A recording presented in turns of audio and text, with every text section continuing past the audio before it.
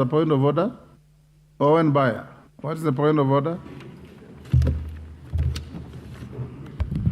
Honorable Speaker, I want to thank you for this opportunity to raise a point of orders in the matters that have been raised by the Honorable Wamboka. Honorable Speaker, I would like to start my point of order on Standing Order 89 of our standing orders. Honorable Speaker, if you go to the motion that has been presented ably by the Honorable Wamboka, if you look at page 14 to 16, Honorable Speaker, I will invite you to look at page 14 and 16 of the motion. Page 14 and 16 of the motion presented, Honorable Speaker, you realize that it is contrary to Standing Order 89. Honorable Speaker, if you look 14 to 16, a lot of the cases that are being referred to are active cases in court, Honorable Speaker. And therefore, the sub judice rule kicks in. And therefore, I would invite you, Honorable Speaker, to look at that and declare that that aspect that is being referred to as not admissible in this motion, Honorable Speaker. Honorable Speaker, again, if you move again on the motion, Honorable Speaker, and you look at Standing Order 90. Standing Order 90, Honorable Speaker, the motion extensively relies on matters that are of personal relation to the member who signs as number 15 on the list.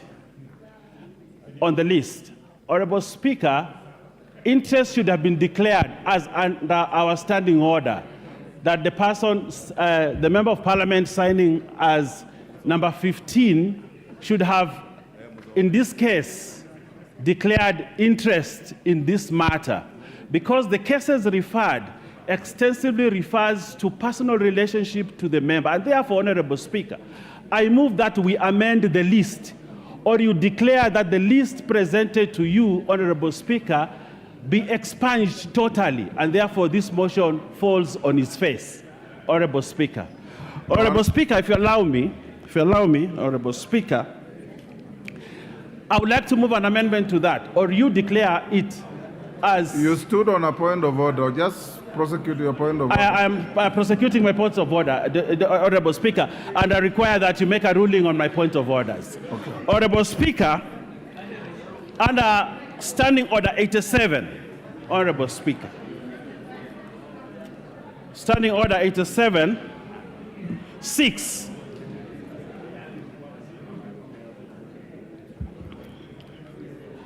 Except as the Speaker may otherwise allow, it shall be out of order for a member to refer to any extract from print or electronic media as an authority in a member's speech.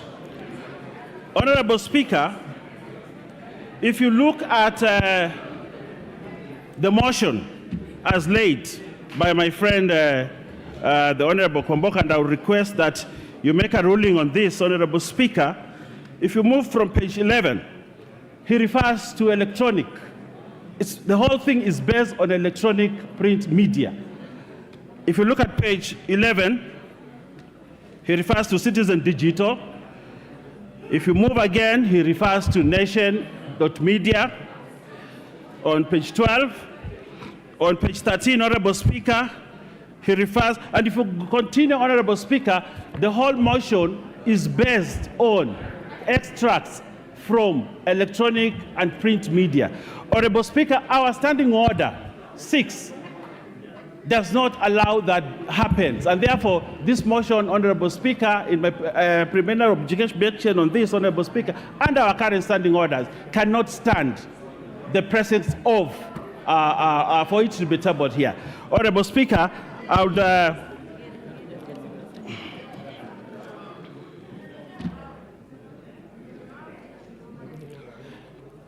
Honorable Speaker, if I may, I want to catch the Speaker's ear.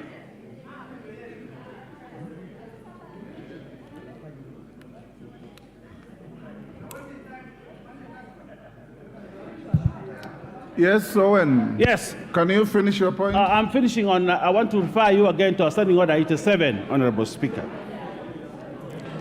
That some of the acts, Honorable Speaker, that are being alleged to have been committed by the Honorable Mithika Linturi refer to matters that were before he became a cabinet secretary. Matters which were dealt with conclusively at the point when this parliament vetted the Honorable Mithika Linturi.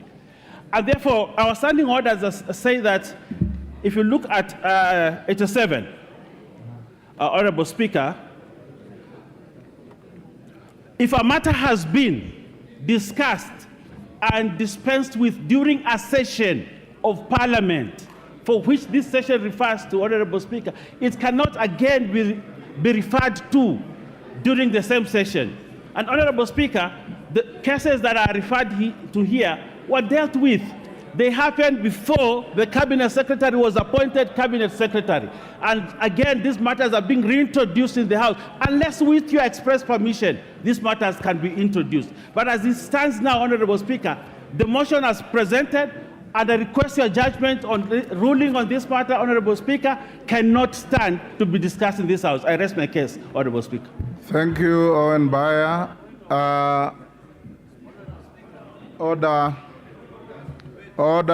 That point of order should not elicit a trajectory that is unrelated to the motion. On the question of sub judice, you have to demonstrate that any mention of a case that is pending before court in the House will prejudice the possible outcome of that case.